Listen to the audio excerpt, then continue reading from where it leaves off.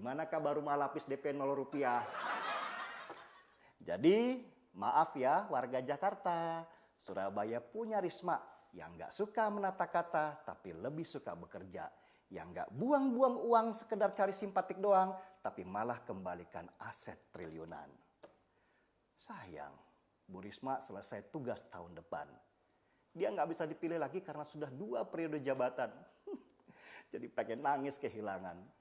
Prestasi Bu Risma ini bisa jadi pertimbangan Pak Jokowi untuk jadikan beliau Menteri Pertanahan biar bisa merebut kembali tanah-tanah negara. Ayo Pak D, tarik dong Bu Risma ke Jakarta. Semoga Bu Risma diberi tempat yang tepat di pemerintahan biar kita bisa melihat lagi gebrakan hebat yang dia lakukan. Jangan sampai kita kehilangan tokoh yang menjadi standar pemimpin masa depan. Bu Risma, saya pengen angkat secangkir kopi untuk Ibu. Sekalian memperingati hari dibongkarnya sebuah karya bambu.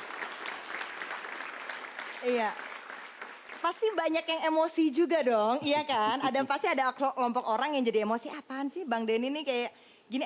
Emang itu sengaja Bang? Emang sengaja pengen nyinyirin? Enggak. Dalam hal ini pemimpin DKI gitu. Ya saya kan wajar dong saya sebagai warga mengkritik kebijakan-kebijakan yang saya rasa tidak sesuai, kan begitu kan, biasa aja. Jadi, kalau kemudian ada yang protes terhadap apa yang saya pikirkan, ya wajar-wajar juga. Demokrasi aja buat saya, semua orang punya hak untuk berbicara. Tapi gagal nalar nggak tuh kalau kata Sultan? Gini loh, saya tuh udah banyak dibilang orang gagal nalar, gagal paham, buzzer, syiah, liberal dan segala. Jadi saya anggap juga demokrasi aja. Silahkan ngasih pandangan bahwa saya gagal nalar. Karena kan gini, sudut pandang orang kan berbeda-beda. Ya kan, dia melihat bahwa ini angka 6, saya melihatnya angka 9. Mau perdebatkan apa? Ya silahkan, demokrasi aja. Mau bilang saya apapun buat saya sah-sah saja. Tapi jangan halangi saya juga untuk mengungkapkan apa yang saya pikirkan dong. Kita bebas, mari kita tarung narasi, tetapi jangan sibuk menyerang person seseorang. Den, ya Bang. Tuhan itu sayang kepada Indonesia. Siap. Semenjak adanya medsos, kacau kita semua. Aku sedih juga lihat kau dari tadi diadili. Padahal yang seperti kau, tapi merongrong pemerintah ribuan. Siap. Tapi Tuhan mengirim kau untuk menetralisir. Thank you Bang. Thank you Bang. Kebakaran jenggotlah mereka. Thank you Bang. Kebakaran jenggot mereka. Tinggal seperti tadi pertanyaan. Aku ini orang nekat Den. Ya. Tapi kau jauh lebih nekat. Ada berapa nyawa kau Den? Berani kali kau Den. Kemarin kawan kau udah diculik, udah dipukulin, bonyok-bonyok. Hah? Kau siap nggak untuk itu Den? Itu yang siap, pertama. Insya Allah siap. Saya bagus. Siap. Terima kasih Den, kau siap untuk itu. Yang kedua, perdebatan kita. Saya orang hukum. Ya. Kenapa Denny sampai sekarang walaupun dilaporkan beliau clear? Karena polisi susah mencari 2 alat bukti yang kuat bahwa dia melakukan hoax. Sedangkan mereka kenapa jadi pesakitan? Ya dangkal ilmunya. Jadi ketahuan hoax. Dan saran saya ya, kau tetap berkibar. Kau harus berani. Karena kalau tidak ada orang seperti kau, ngeri nih republik ini sekarang. Saya sekali lagi kepada prinsip awal bahwa setiap orang memiliki hak untuk berpendapat, termasuk di sosmed. Jadi saya menghormati apapun pendapat dia.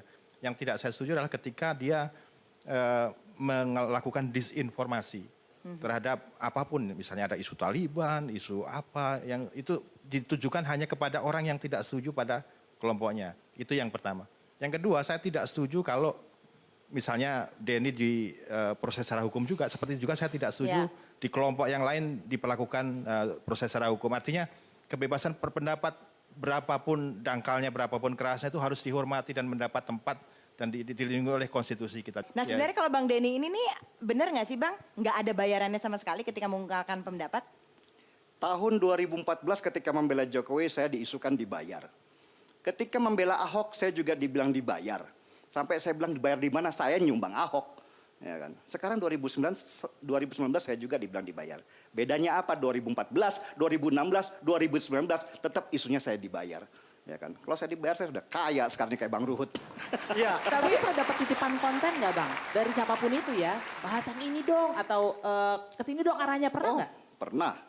Saya pernah diminta seseorang untuk menghancurkan nama seseorang dan perusahaannya. Bayarannya juga nggak main-main. Saya tinggal bilang, apa saya pelacur? Ketika saya menerima satu proyek untuk menghancurkan nama seseorang, berarti ke depan apa yang saya berikan itu sama sekali sudah tidak murni. Saya bisa kaya dengan begini. Saya bisa kaya dengan begini. Tolong dicatat. Apakah saya mau kaya? Enggak. Saya merdeka, itu aja. Oke. Bang Denny, tadi Bang Denny bilang dari 2014 membela Jokowi, Ahok dan lain-lain. Nah, sebagai seseorang yang pernah saya baca di bukunya mengagumi keluasan Jokowi. Bang Denny sendiri kira-kira berani nggak sih memberikan cuitan yang akhirnya bisa mengkritisi Pak Jokowi supaya di periode yang kedua ini bisa menjadi Jokowi yang orisinal gitu? Oh, pernah saya kritik. Dan mungkin ini juga akan jadi PR Pak Jokowi ke depannya. Saya bilang, program Pak Jokowi bagus. Komunikasinya yang buruk. Sehingga muncul orang-orang seperti saya dan teman-teman di media sosial yang mencoba mengkomunikasikan kepada orang luas dengan bahasa-bahasa orang awam. Ini karena apa? Karena komunikasi pemerintahan Pak Jokowi yang sangat-sangat buruk. Semua ingin mencari panggung. Ya kan? Semua tidak fokus kepada untuk menjaga narasi-narasi Pak Jokowi supaya difahami oleh orang awam. Itu menjadi tugas saya tanpa saya harus mengkritik. Ini seharusnya juga sudah menjadi pemikiran-pemikiran orang-orang yang ada di sekitarnya Pak Jokowi. Memang niatan Bang Denny bagus, tapi sama juga komunikasinya yang buruk mungkin.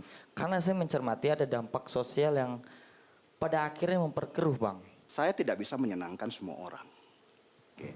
Tapi Apa yang minimal saya- Abang sebentar. tidak bisa membuat marah semua orang Ya, gitu sebentar. loh.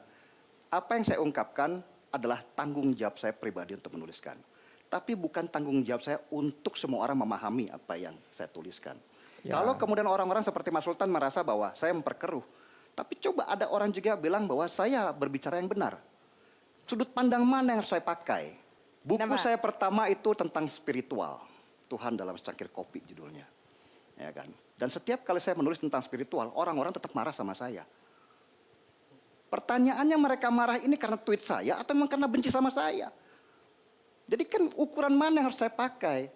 Ketika kemudian orang sudah benci sama saya, apapun yang saya tulis, meskipun saya bicara tentang Tuhan, mereka pasti akan tidak suka dan marah. Apakah standar itu yang mau dipakai Mas sekarang? Ya, sebagai bahwa saya membuat kerusuhan. Ketika tidak berimbang mengkritiknya, antara mengkritik Jokowi dan mengkritik Pak Anies, ini mah loyalis aja sebetulnya. Oh. Betulkah Bang? Hanya sekedar loyalis aja? Kalau saya loyalis, saya dari kemarin-kemarin sudah masuk politik, Mas. Nggak dapat Apa, jabatan apa gitu Bang? Terus pentingnya apa sih dapat jabatan? Saya pengen tanya, apakah kemudian ketika saya berbicara sesuatu, saya mengharapkan sesuatu? Ya kan? Sampai banyak orang bilang kepada saya, kapan Bang dapat kursi komisaris?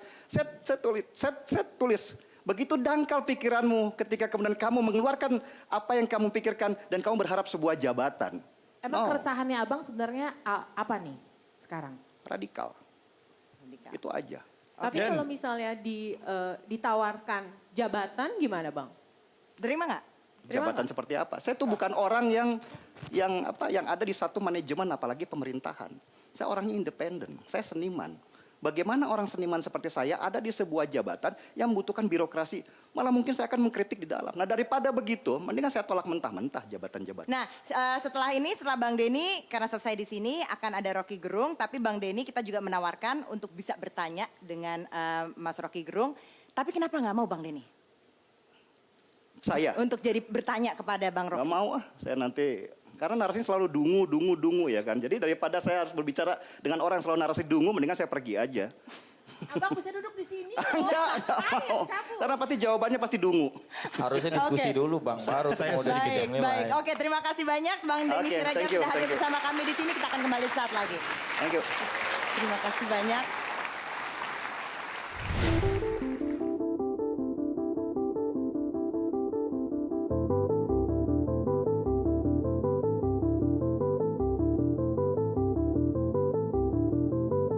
Kalau kemudian kedunguan yang terus diucapkan, apa Bang alat ukurnya dan cara deteksinya supaya Gampang dibilang sekali. kedungu gitu?